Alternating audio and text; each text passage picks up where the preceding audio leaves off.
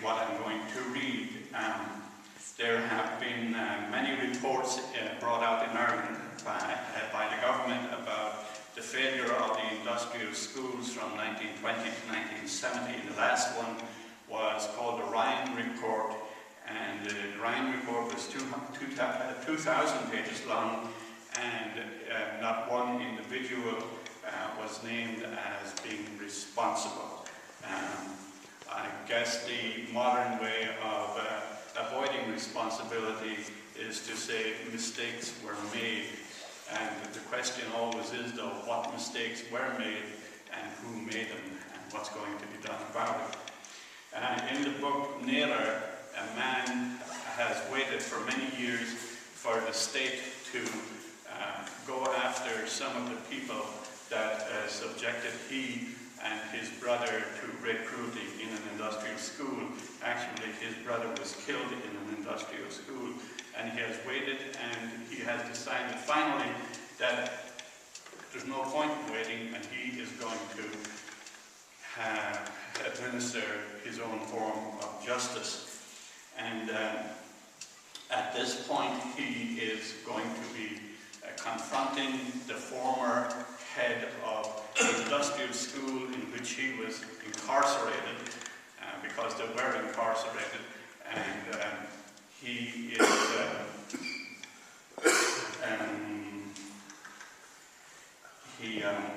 what's I going to say? Anyhow, he's facing up to this man, and he wants to get some truth out of him, and also he's going to kill him.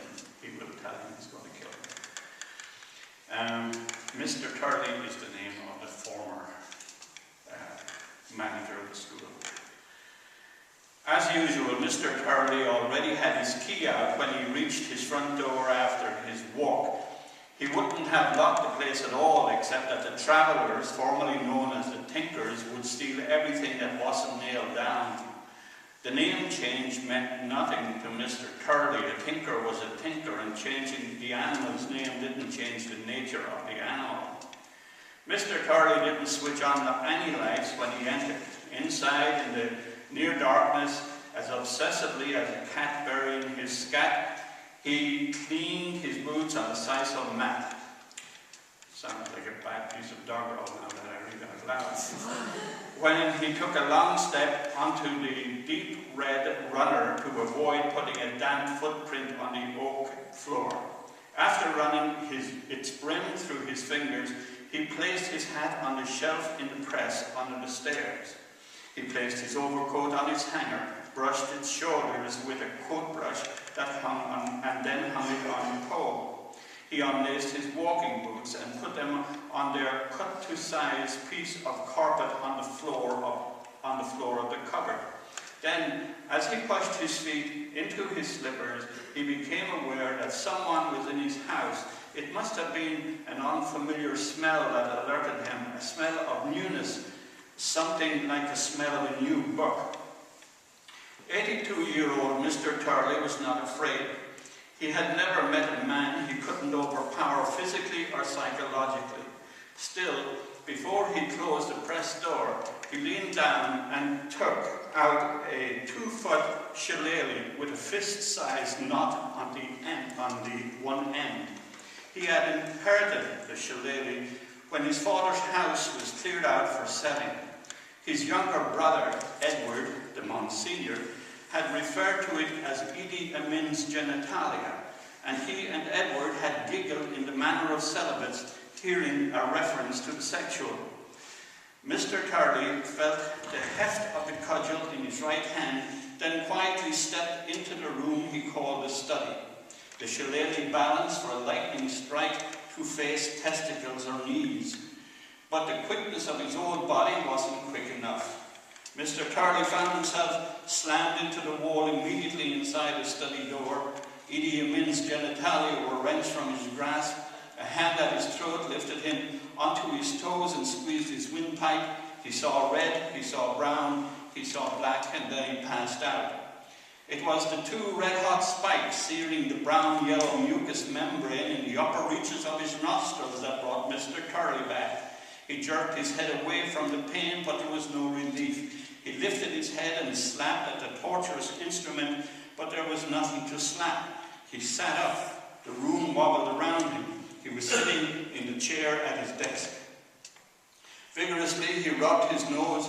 Urgently he extracted a handkerchief from his trousers pocket and blew. He wiped the tears away from his eyes, fussily rubbed his nose again, pinched it repeatedly to ease the inner burning. He held the damp handkerchief over his nostrils in a useless effort to ease the discomfort. Maybe he'd had a stroke. The room spun to the right again, and he thought about the eddies in the whirlpools, spinning in the right direction in the northern hemisphere. He thought. Mr. Turley couldn't remember if it was night or morning, could not recall what had happened to him. When the walls finally stopped moving, he noticed the apparition on the other side of the desk.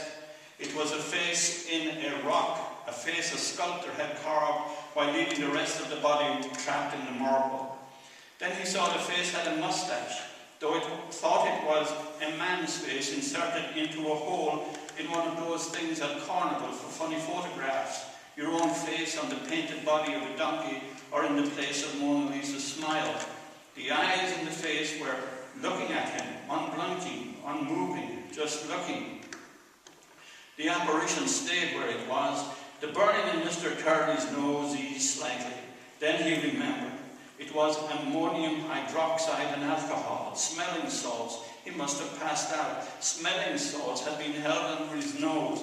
The apparition became an ambulance man dressed in surgical scrubs, a shower cap on his head, with nothing, only his face showing, no ears. He was sitting in the Queen Anne chair that Turley's grandfather had bought 80 years ago in Mallett's in New Bond Street.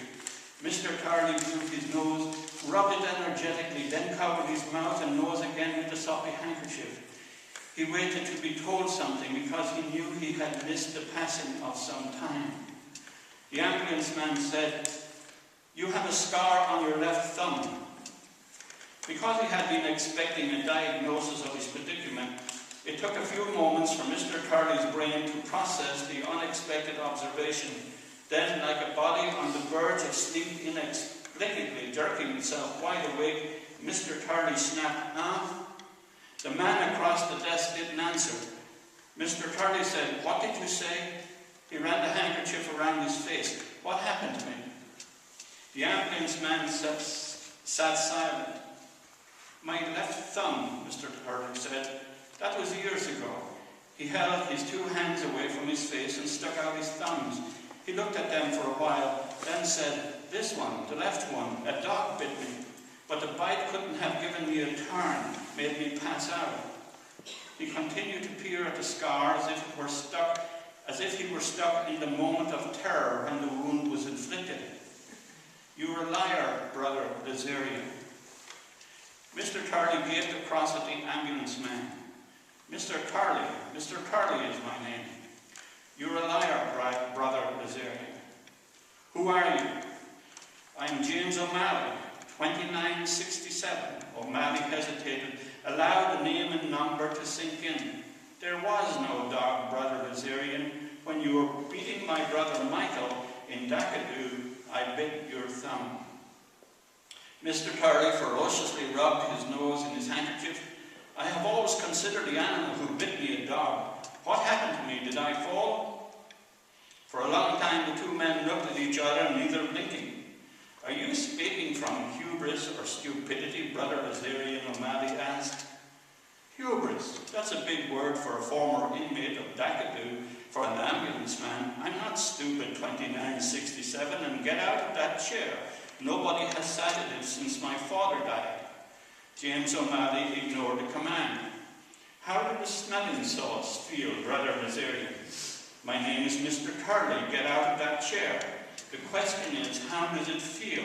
It's torturous. It's like two what, Brother Lazarian?"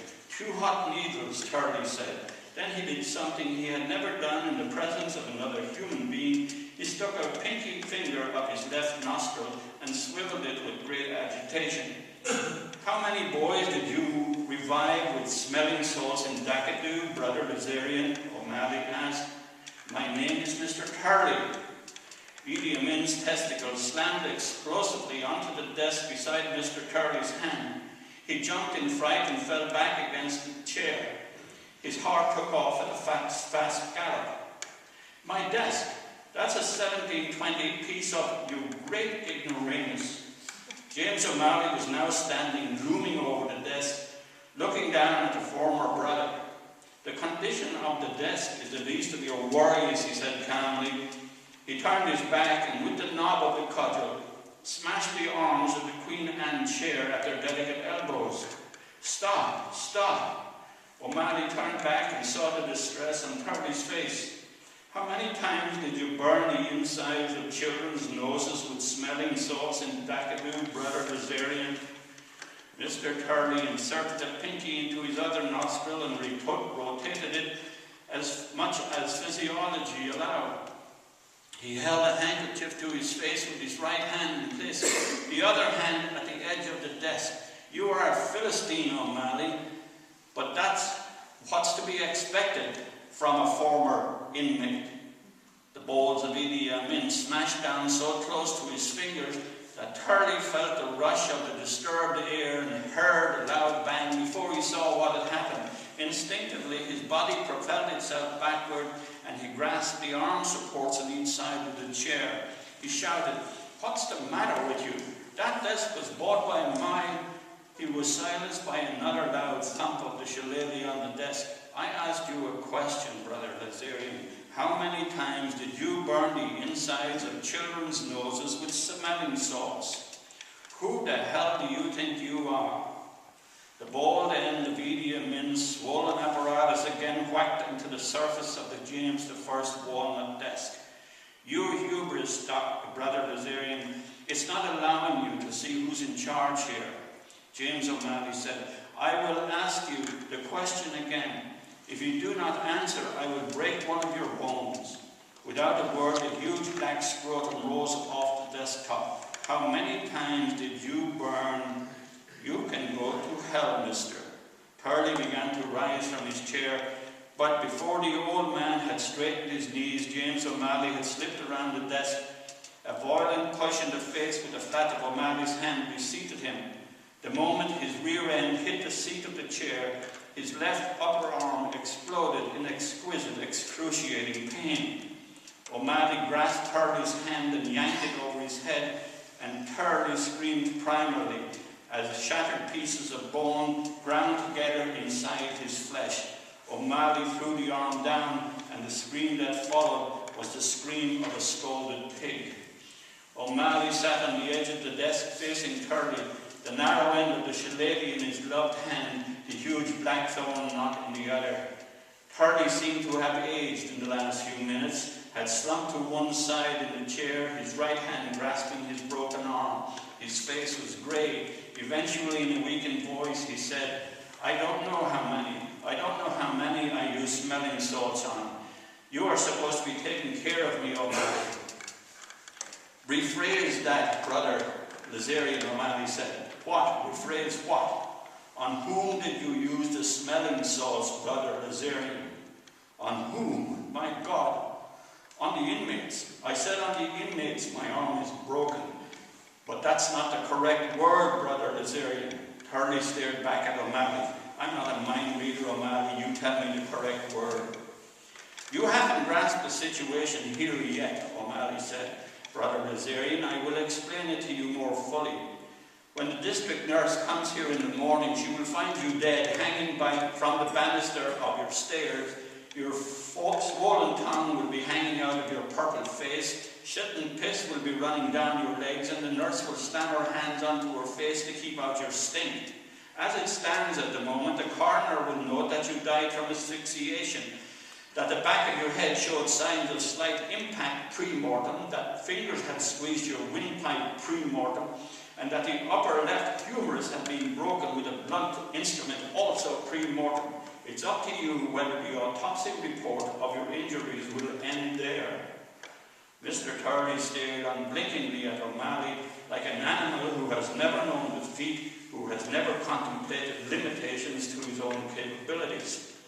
For purposes of reality, your name for the evening is Brother Lazarian. Every time you use the name Turley, you will be punished, and the autopsy report will get longer. The bald end of the shillelagh swung up into view. I am not an ambulance attendant. I am not here to help you. I am here to kill you. I already know the answers to all the questions I will ask you. Every time you balk at giving a truthful answer, I will break at least one of your bones. Sometimes it's difficult to break one bone without breaking others. For instance, each wrist has 8 bones. O'Malley paused and drilled his eyes into Brother Lazarian. On whom did you use the smelling salts at Dakatu, Brother Lazarian? Lazarian did not hesitate. I used the smelling salts on some of the boys who had been committed to Dakatu. Why did the boys need to be resuscitated, Brother Lazarian? To make them come round, to restore them to consciousness.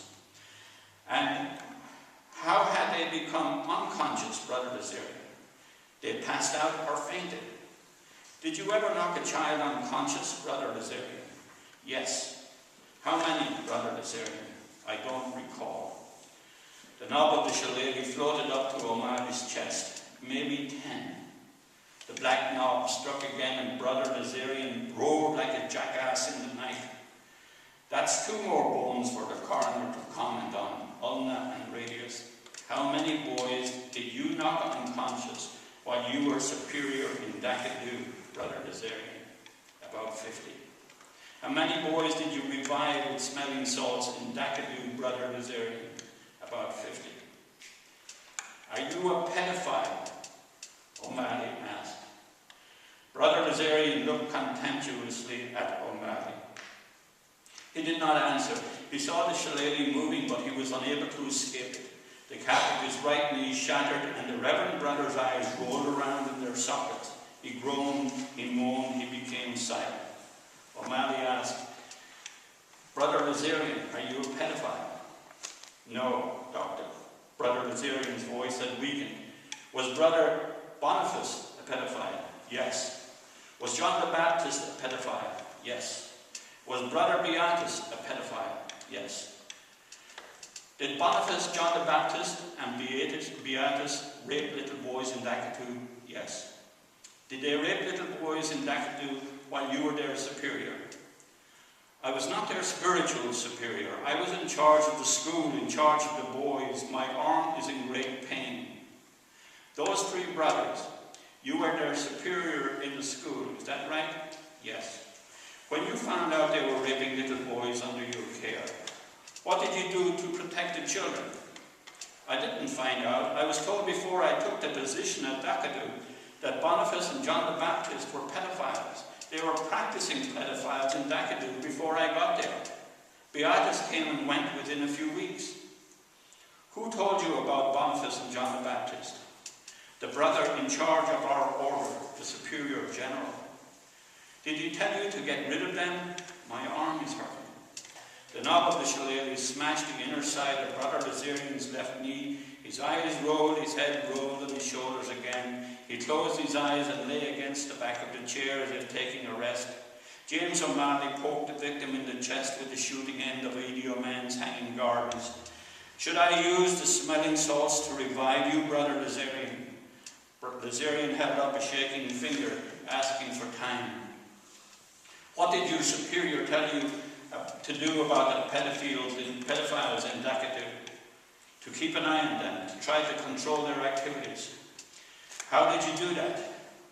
There wasn't much I could do. Dakatu is a big place. I couldn't be in the corner of every shed and building at once. I need water. Do you know the names of the children who were being raped? Yes. That was the only way I could have some control over the pedophiles. What do you mean? I told them who they were limited to. Pellets of molten sweat erupted all over the skin, and James O'Malley felt as if he were blistering at every pore in his body. He swallowed hard, he took deep breaths. The 2 men eyeballed each other. Neither flinched. The balls of Idi Amin ascended into like a black balloon rising between them. Who were they limited to? The pedophiles. Brother Lazarian did not blink, did not look away. The boys who deserved it, he said, defiant as a prisoner, looking his hangman in the eye. James O'Malley felt the vapours of emotion streaming in among the swirls of wiring in his brain, felt the wires sagging and stretching under the heat. His breathing sped up. How did you decide? Why did you pick? What boys were chosen to be raped? O'Malley asked. I am in pain. I need water. Suddenly Idi Amin's balls were trembling within an inch of Brother Lazarian's nose. Which boys did you pick? The badly behaved ones, the ones who deserved it. You used rape as a punishment? I killed 2 birds with 1 stone, O'Malley. I controlled the pedophiles and punished the boys who needed punishing. James O'Malley gripped the edge of the desk with his free hand. Michael O'Malley, do you remember him? Boniface and John the Baptist, do you remember Michael O'Malley? I asked you for water, O'Malley. O'Malley thrust the smelling salts under Brother Lazarian's nose, held the back of the old man's head with the other hand. Lazarian coughed and sneezed and snotted and pewed and drooled and moaned and tried to wipe his face on his shoulders. I need water, he demanded loudly, as if his loudness could recapture the power he once wielded, or as if egging the hangman to get on with it. Why did you choose Michael O'Malley for those animals? James O'Malley hissed. And as he pushed himself off the edge of the desk, he felt the clanging collapse of his own steely nerves. Nobody bites me like a dog. Nobody, Lazarian shouted. Nobody touches my body. Nobody. You, Mr. O'Malley, were nothing but scum. Your brother was nothing but scum. The whole lot of you were scum. All of you should have been scraped off the land like dog dung and sent out of sight to Australia. And now, here's something you don't know. I gave your brother to Boniface and John the Baptist to punish you. I knew it would be worse for you to wait, and you know, and I know, how well I succeeded. James O'Malley's self-control collapsed, and he came charging out of the civilizing restraints, Idi Amin's solid scrotum leading the way.